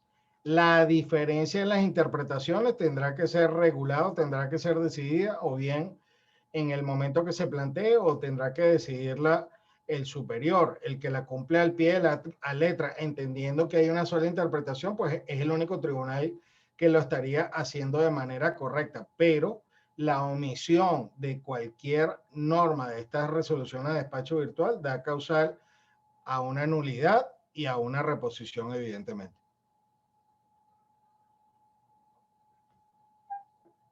Sí, el doctor Badel Sí. Sí, era para acotar. O responder Sí, también en esta sí. pregunta. No, Adelante, solo profesor. para acotar un poco, fíjense, por ejemplo, en una actividad que hicimos en algún momento como esta, alguien enviaba la foto de un aviso que está a las puertas de un tribunal, creo que es en la jurisdicción del estado Táchira, un tribunal superior que decía algo así como, en este tribunal, si no se consignan las actuaciones físicamente en la oportunidad que el tribunal le fije, se tendrá por no presentada la actuación virtual. Al final, la pregunta que hace, creo que es Carlos Garrido, ¿no? El que se llama la persona que hizo la pregunta, muy interesante. Lo que deja ver, y tal como lo respondía el profesor Horta, lo que deja ver es que realmente con los procedimientos no podemos estar generando dudas. Las normas procesales son para todo lo contrario, para que haya unas reglas expresas de comportamiento de cara al proceso, para la efectividad de los actos procesales en procura de la idónea representación de nuestros clientes para hacer valer su derecho a la defensa, a alegar y a defenderse. Entonces, no puede ser que al final sea cuestión de que un juez interpretó que si esta semana que está transcurriendo ahorita, como es de cuarentena rígida, para mí no se computa, pero para el otro sí. Bueno, mira, la resolución dice que sí se computa todos los lazos procesales y todas las semanas. Lo que tiene que haber es despacho. Esta semana habría que ver si hay despacho en cada tribunal en particular, porque podría ocurrir que hoy un juez, ¿verdad?, esté de baja médica porque está enfermo, porque tuvo COVID, porque está en reposo, porque si es una dama dio a luz, entonces, bueno, no hay despacho. Es una semana de despacho virtual, pero hay que ver si en ese tribunal dio despacho. Pero realmente eso de establecer que aquí, si no me traes el físico del día que yo te lo fijé, el próximo lunes, que es una semana flexible a las 9:30 de la mañana, y si tú no pudiste llegar, entonces no tiene valor lo que hiciste en la semana flexible. Esa es la contradicción más grande a lo que es la justicia virtual, porque se supone que esa consignación que yo hice en esta semana ya surtió efecto. Y la consignación material es porque se sigue llevando el expediente físico material y porque además ahí es donde yo voy a producir el original de la letra de cambio que yo remití en vía virtual y le voy a garantizar el derecho al control de esa letra de cambio para que mi contraparte, de conformidad con el 410 del Código de Comercio, vea si se cumple con el principio de literalidad de la letra de cambio. Pero ya eso es otra cosa. No es que si yo no la llevé ese día a las 9 de la mañana, entonces ahora parece, yo quedé como que yo no presenté la prueba o cualquier otra deficiencia. Entonces, muy interesante, pero al final lo que se requiere es unificación. No puede ser que un juez piense una cosa y otro piense otra. Muchas gracias, profesor Badel. Continuamos con las preguntas. Escribe la doctora María Mikuski. Buenas tardes, doctor Horta. Primero, ¿cuáles serían sus recomendaciones para garantizar la seguridad jurídica en la firma electrónica certificada? Segundo, ¿considera viable un código para cada expediente virtual, un código QR, perdón, para cada expediente virtual? Y tercero, son tres preguntas en una, ¿recomendaría la aplicación del MailTrack para el uso en los correos electrónicos institucionales de los tribunales de la República? Adelante, doctor.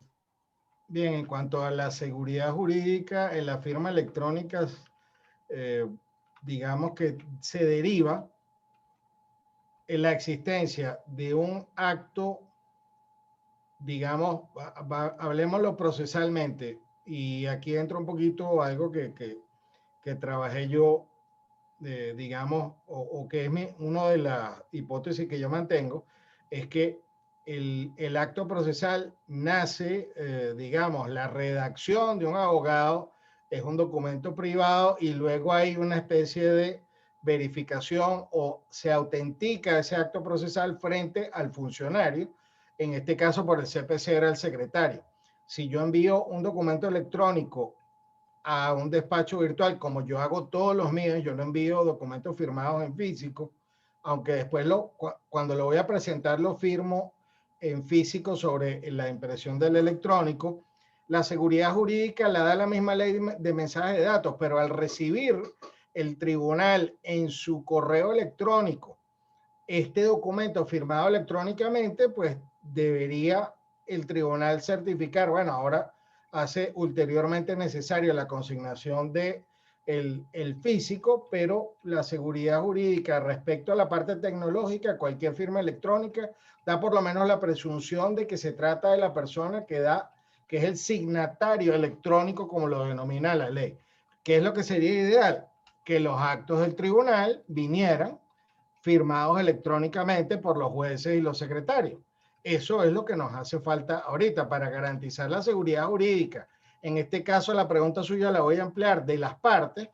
Yo sugeriría que una modificación inmediata, a los efectos de que se haga obligatoria que todas las actuaciones electrónicas procesales del tribunal vengan firmadas electrónicamente, aunque la de las partes no lo sean por ahora, toda vez que a mí me obligan a consignar el físico ante la URD. ¿Viable la aplicación de un código R para cada expediente del tribunal? Está bien, es viable, no afecta nada. El código QR al final lo que nos lleva es a un enlace web que pudiera ser el enlace web con el hashtag del expediente en el sistema que yo propuse. ¿Recomendaría la aplicación del MailTrack para el uso de correo electrónico institucional en los tribunales? La verdad es que sí. Yo no hago ninguna actuación electrónica hacia algún tribunal, incluso hacia centro de arbitraje, sin el MailTrack. De hecho, la anécdota que conté en mi exposición, cuando el tribunal nunca me fijó la oportunidad para consignarlo y ya había vencido el lapso, yo le dije, doctora, yo tengo certificación de que el tribunal abrió mi correo electrónico. No le dije cómo, pero yo la tenía con el MailTrack, que es una manera de saber si se ha abierto. El tribunal debería continuar, y eso yo lo sugerí hace mucho tiempo en un video que tengo en mi canal de YouTube, donde yo sugiero que las autoridades utilicen este sistema de MailTrack, que es gratuito, para saber si las partes hicieron apertura de su correo electrónico. Es decir, la respuesta es sí, lo recomiendo. Y es casi que obligatorio para nosotros los litigantes para ver si se abrió el correo electrónico. Eso me hace recordar una anécdota de hace poco, donde yo como experto hice una solicitud al tribunal y me dijeron, no, eso nunca llegó. Y digo, pero ¿cómo que nunca llegó? Bueno, en realidad yo nunca me llegó la confirmación del MailTrack de que se había abierto el correo. Y era, no, doctor, es que ese ya no es el correo electrónico del tribunal. Cuando ese era el correo que estaba publicado en todas las redes sociales, de que ese era el correo del tribunal. Esto como a manera de anécdota. Así concluyo estas 3 respuestas. Gracias, doctor Octa. Vamos con la siguiente pregunta. Juan Paredes pregunta, ¿qué consejos podría ofrecer dentro del ejercicio de la profesión en el esquema del despacho virtual? Sobre todo en los casos en que venza un lapso en semana radical y no se pudo ejercer el recurso correspondiente debido a que el tribunal no remite vía correo electrónico dicho auto o las actuaciones de la contraparte. Cualquiera de los dos profesores que quiera responder la pregunta. Bueno, adelante. Lo primero es que está establecido claramente en la resolución 005-2020 que se debe notificar a las partes de las actuaciones de su contraparte. O sea, no es discrecional. El artículo, tengo la resolución en la mano, me permito leer, el artículo 8 señala en la parte infine, el tribunal deberá remitir vía correo electrónico a las partes las diligencias y escritos consignados por su contraparte en forma digital a los fines de mantenerlos informados del desarrollo del proceso, ello respetando los lazos procesales de ley. En los casos de la contestación de la demanda, promoción de pruebas, el tribunal deberá levantar un acta dejando constancia de la remisión y la oportunidad en que se realiza, ello en garantía del derecho a la defensa de las partes y el debido proceso constitucionalmente establecido. Y en cuanto a las decisiones que se tomen, ¿verdad? Se establece que llegada la oportunidad de dictar fallo, el tribunal publicará el dispositivo en formato PDF en el portal web, debiendo remitirse a las partes vía correo electrónico el extenso del mismo en formato PDF sin firma. Si la sentencia proferida fuera de la oportunidad legal correspondiente, se ordenará la notificación a las partes con boleta respectiva a la dirección de correo electrónico aportada y en el portal web. No dice acá, ni debe ser interpretado que la única sentencia que tenga que notificarse a las partes sea la de fondo. Todo lo contrario. Yo parto de la premisa y sobre todo lo que está diciendo el consultante. ¿Cómo puede producirse una resolución judicial? Llámese auto interlocutorio, sentencia de reposición, sentencia de fondo o cualquiera fuera su naturaleza. ¿Cómo puede producirse en el día de hoy que no hay posibilidad de tener acceso al expediente y encima de eso no sea notificada por el tribunal a las partes, así como lo establece acá? Porque es que hasta un simple auto interlocutorio en una incidencia que se generó por una prueba entre el profesor Raymond y yo, tiene que tener es una resolución que causa estado y que puede, por supuesto, perjudicar a alguna de las partes, lógicamente. O entonces, en ese sentido, tiene que ser notificado el dispositivo de ese auto interlocutorio y publicado el extenso, como lo dice esa disposición que yo leí. De manera que, ¿qué podemos hacer desde el punto de vista práctico? Bueno, si a usted le ocurrió algo como eso, que salió una resolución judicial en una oportunidad en la que luego le transcurren 5 días, como es esta semana, donde no tienes acceso al expediente y no te notificaron, evidentemente hay una violación al debido proceso. Si utilizas el recurso de apelación, ¿verdad? En los argumentos para el superior es la violación al debido proceso. Pero la gravedad de esta violación al debido proceso pudiese ser que no te la resuelva la apelación porque te la van a oír en un solo efecto y mientras tanto, a lo mejor la decisión ordenó, ¿verdad? Que tumbaran una pared, que devolvieran unos bienes, que se autorizara un acto o que no se autorizara un espectáculo público que ahí está. Entonces, en definitiva, en ese caso, si no tiene efecto reparador la apelación, tendrías que ir a la vía del amparo constitucional. Profe, uno de los alumnos que lo vi por acá está preguntando algo que tiene que ver es con ustedes, con el posgrado. Es una pregunta sobre si él se está graduando y si puede cursar el posgrado de inmediato sin tener acto. No sé si Sí, está muy profesor lejos. Badel. Gracias. Ese tipo de preguntas se les contestan por escrito a través del chat. Ah, ok, perfecto. Para porque ahorrar el tiempo que ya se nos va consumiendo y todavía hay varias preguntas para ustedes. Con gusto respondemos la pregunta del estudiante por el chat y a través de nuestro correo electrónico aguario@ucap.edu.be. Continúo con la próxima pregunta. Más que una pregunta, es un comentario de Alicia Figueroa. Dice lo siguiente: doctor Horta, para mejorar, ¿podríamos insistir los abogados con la sala civil y los rectores que los jueces apliquen el primera parte del numeral 8º de la resolución 5 de la sala civil? El tribunal deberá remitir vía correo electrónico a las partes las diligencias y escritos consignados por su contraparte de mantenerlos informados en el desarrollo del proceso, ello respetando los lapsos procesales de ley.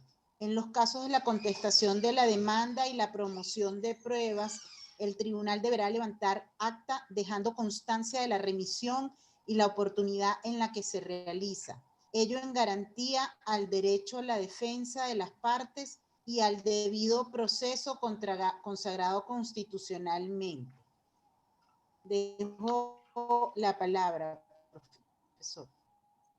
Sí, la doctora está en lo cierto, más allá de ser una insistencia hacia los jueces o digamos que sea una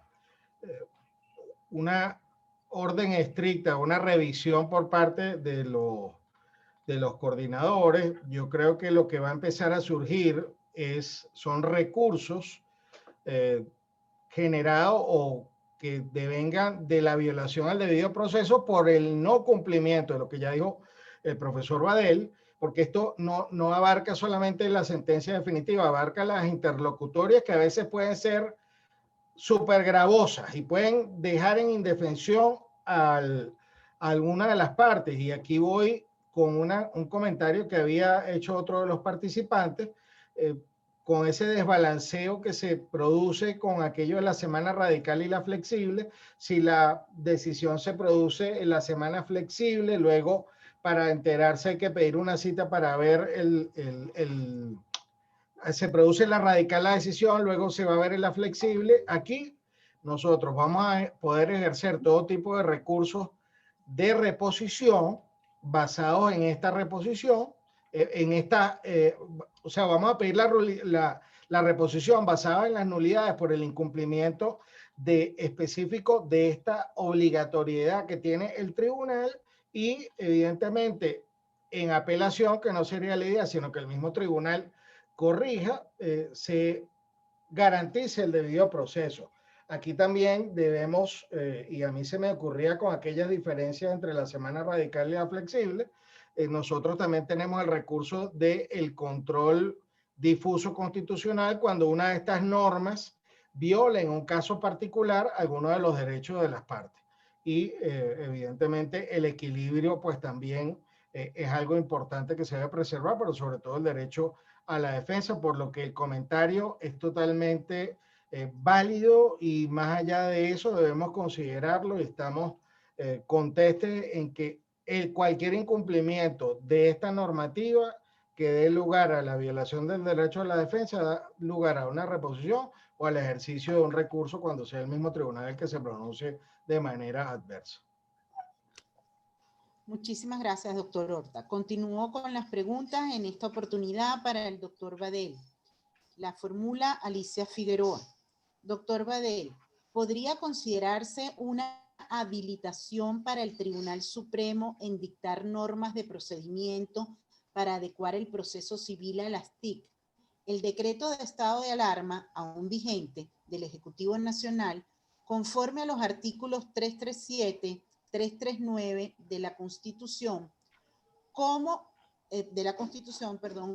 ha ocurrido en casi todos los países del mundo para dar respuesta a la tutela judicial efectiva. Adelante, profesor. No, en mi criterio no se puede. El 337, 338 y 339 de la Constitución regulan los estados de excepción. Y los estados de excepción no pueden ser la regla.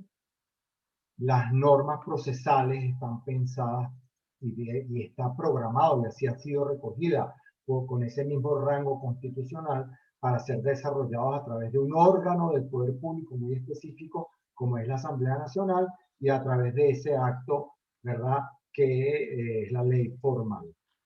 En los estados de excepción se pueden dictar actos de rango sublegal que están destinados a que se supere el estado de excepción. Pero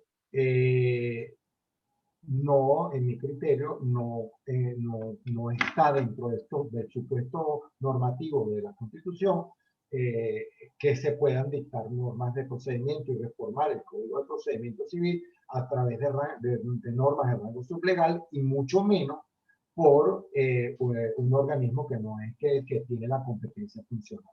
Entonces, también tiene el mismo rango constitucional el 156.32 cuando establece que es de la reserva legal todo lo que es la legislación sobre procedimiento.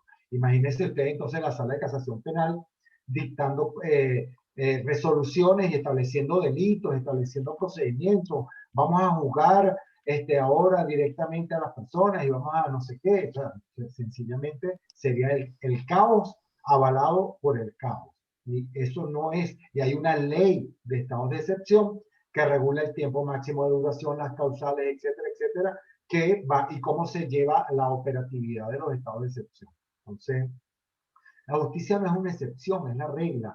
La justicia tiene que ser manejada de manera seria y el Código de Procedimiento Civil, cuando se está diciendo desde el año 2014, desde hace 7 años, que hay que adecuarlo a la Constitución porque el Código de Procedimiento Civil nuestro es preconstitucional.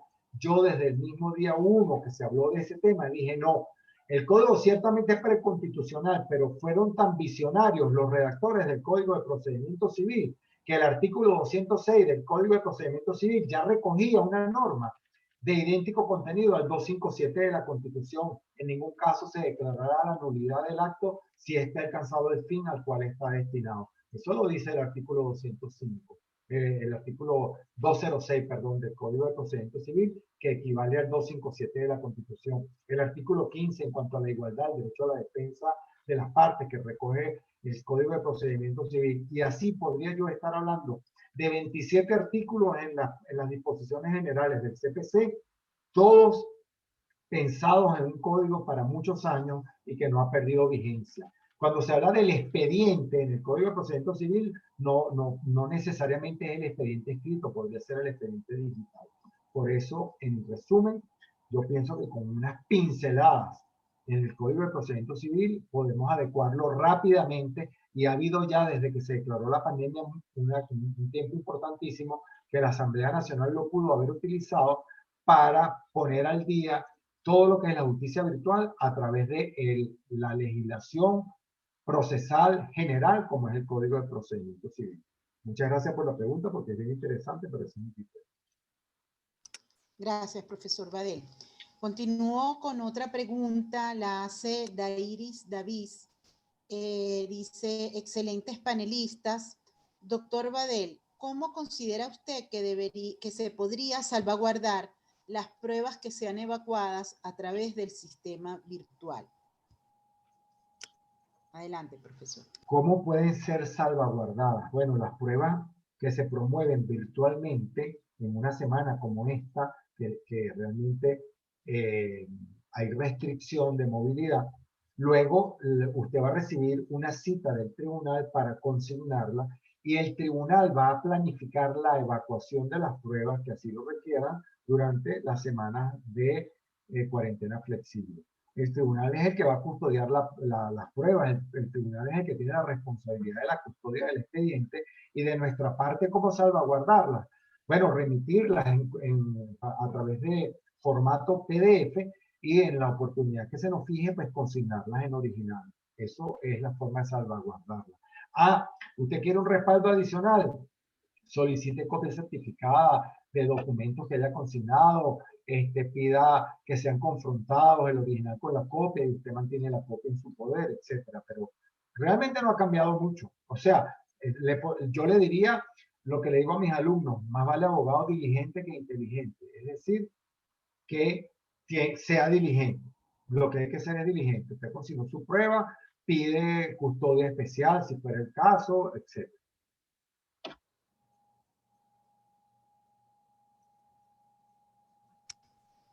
Muchas gracias, profesor Badel. Leyendo aquí en la sesión de preguntas y respuestas, creo que de una u otra manera, aunque han quedado algunas, se repiten con otras que ya se han formulado y han sido respondidas por nuestros panelistas. De manera que cedo nuevamente la palabra si los profesores Horta y Badel desean dar algunas conclusiones para, visto que ya el tiempo se nos agota, cerrar el evento por el día de hoy. Adelante, profesores. Primero el millennial, adelante. No sé dónde está. No, sinceramente agradecido por la actividad, y sirva este compartir académico con el profesor Badel y con el posgrado de procesal y las autoridades, para llamarnos al estudio, al detalle, al ocuparnos, a ser diligentes, y sobre todo estar preparados frente al factor humano. No solo enfrentarnos a lo nuevo tecnológico, sino que estas normas procesales no sean utilizadas en contra de la justicia, y nosotros tenemos que estar muy alertas y ser diligentes y estar preparados para cualquier eventualidad, no dar las cosas por hecho, no darlas por sentadas, revisar, confirmar, porque una buena defensa está en los detalles. Le doy la palabra al doctor Badel. Bien, muchísimas gracias. Quisiera tomar un minuto para dos comentarios. Uno que hace Gilmer Barrios Reyes, que fue mi alumno, un brillante abogado hoy en día, brillando más allá de nuestras fronteras y me hace sentir como profesor sumamente orgulloso. Y Sofía Braca. Hilmer dice, puede concluirse que una vez más se confundió improvisación con innovación y por ello es la injusticia telemática la que está imperando. Yo no diría la injusticia telemática, pero sí, por supuesto, en mi criterio está asediado el debido proceso con estas normas de improvisación, tal como lo dice Hilmer, tienes razón. Y para no quedarnos nada más que entonces en el espacio de hacer críticas, nuestro posgrado de Derecho de la Universidad Católica a través de la cátedra que estamos dictando va a culminar con una propuesta de normas de justicia virtual que ha sido y que será estudiada, ha sido estudiada por mis alumnos y las vamos a consignar en su oportunidad, ojalá que esto cristalice de alguna manera. Y una pregunta, pero de Sofía Braca, pero tiene que ver con el proyecto de Código de Procedimiento Civil que se presentó y se colgó en la página web del TCJ en febrero de 2021 y tiene que ver con la figura del amigo del tribunal. Y ella decía, bueno, ¿quién es el amigo comunitario del tribunal? Cómo puede afectar el desenvolvimiento de la comunidad, cuáles son los requisitos para ser amigo del tribunal. Bueno, el amicus curiae es una institución que en el derecho internacional es conocido y es de frecuente utilización por los jueces cuando están ocupando un tribunal, como puede ser un tribunal, una corte interamericana de justicia, en donde de repente hay que hacer la aplicación de algunas normas que tienen que ver inclusive o de la costumbre o hacer alguna interpretación que tiene que ver con una localidad en la cual ese juez que acaba de llegar no tiene el conocimiento específico de cuál ha sido toda la tradición en cuanto a la interpretación de dicha norma, y el amicus curiae es aquella persona que, conocedora del derecho, le puede brindar una asesoría objetiva y técnica a los jueces. En este caso, pues esta norma del artículo 4 en este proyecto, que ojalá no se concrete, es un representante de las asociaciones más representativas que ha sido establecido allí como para asesorar al juez, no se dice de qué, pero básicamente lo que yo le di fue un piquete de censura, porque se establece, creo que en el siguiente artículo, en el 5, que el amigo comunitario pues, puede inclusive denunciar al juez. Entonces, es parte de lo que nosotros hemos dicho, que no se puede improvisar. Con la justicia no se juega y con un código técnico se tiene que preparar por técnico. Bien, en cuanto a la conclusión específica, de verdad que un grato gusto haber compartido esta tarde con tantos amigos, con mis autoridades, con mis colegas profesores, con el profesor Raymond Horta, a personas a las que respeto mucho y aprecio muchísimo, y con alumnos de todos los niveles donde yo he podido desarrollar la actividad académica con autoridades. Actividades como estas verdaderamente nutren lo que la universidad se ha dado en llamar la UCAT Magis, que es la universidad de prestigio, con actividades que llenan y con actividades que desde el punto de vista académico pues marcan la pauta en temas como este tan novedoso. Muchas gracias a la profesora Ana María Guario, al profesor Luis Pompilio Sánchez, a la doctora Ninosca Rodríguez, a la profesora Nafina Vargas, Andreina Ibarra y a todos los que de una u otra manera hicieron posible este espacio. Aquellos que se animen en inscribirse en nuestros posgrados, háganlo en el derecho procesal, que verdaderamente todo abogado tiene que estudiar las normas sobre buen litigio, que las aprendemos en los posgrados de derecho procesal, y después el que tiene la vena de ser administrativista, laboralista, civilista o lo que quiera, tiene la oportunidad de meterle contenido sustantivo a su posgrado de Derecho Adjetivo. Buenas tardes a todos y nuevamente a la orden. En mi correo electrónico, el más sencillo es mi nombre y apellido, alvarobadel@gmail.com.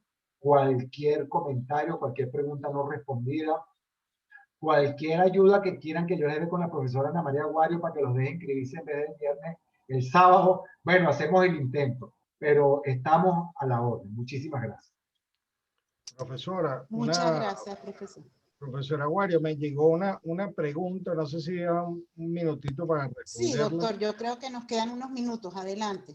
Ok, viene del profesor Gustavo Amoni, que es un conocedor de derecho informático reconocido. Específicamente pregunta hace dos consideraciones. En Europa se prohíben las decisiones automatizadas, aunque en Venezuela no está regulado el uso de algoritmos en la actividad procesal. Si estimamos que el uso del mail track requiere una auditoría previa y periódica de que esta herramienta tecnológica para que pueda ser utilizada por los tribunales, o cree que no sea necesario y que debemos confiar en los programas informáticos, de modo en que solo en caso de duda quien lo desea quiera requerir una experticia. En realidad, si nos vamos a la ley de mensajes de datos y firmas electrónicas, le da esta validez a las firmas electrónicas que no cumplan con los requisitos de nuestra legislación, pero que sí lo cumplan afuera, siempre que el mecanismo tecnológico sea seguro. Si aplicamos por analogía esa verificación o esa existencia de ese mecanismo de seguridad, el mail track, yo no veo el impedimento de que pueda ser considerado como un mecanismo válido probatorio, y sobre todo porque es una manera de comprobar uno de los elementos que está en la ley de mensajes de datos, que es la confirmación de recepción, que es un elemento que está previsto en la ley. En caso de impugnación, yo pienso que sí se puede requerir primero impugnar su validez, es lo que sería, en mi criterio, el canal. Que lo vayan a hacer, si ya se aceptó el Gmail, ¿por qué no aceptar un mecanismo de este tipo u otro parecido? Porque a lo mejor no es el único para que se pueda aprobar. En mi criterio no hace falta auditoría en el sentido de que ha sido demostrado que esta es una aplicación que funciona. En caso de impugnación, pues aguantaría experticia. Gracias por esta posibilidad, profesor Aguario, para responder esta última duda. No, muchísimas gracias a usted, profesor.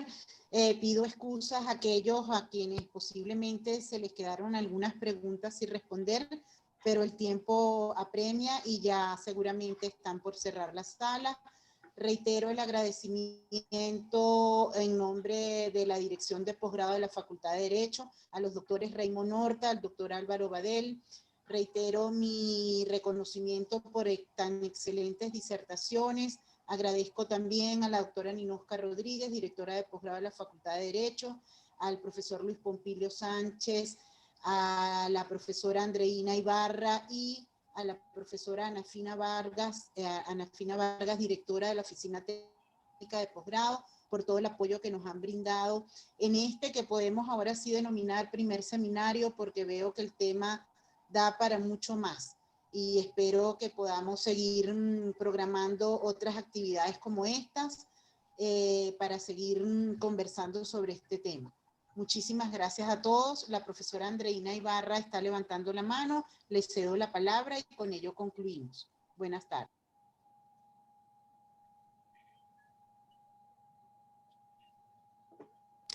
Andreina.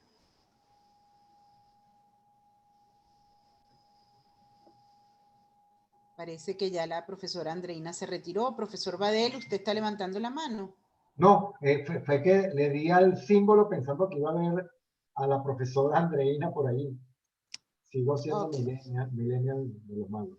Perfecto. Entonces damos por concluida la actividad. Gracias. Saludos a todos. Muchísimas gracias. Recuerden, quienes estén interesados en nuestros posgrados, visitar nuestra página web.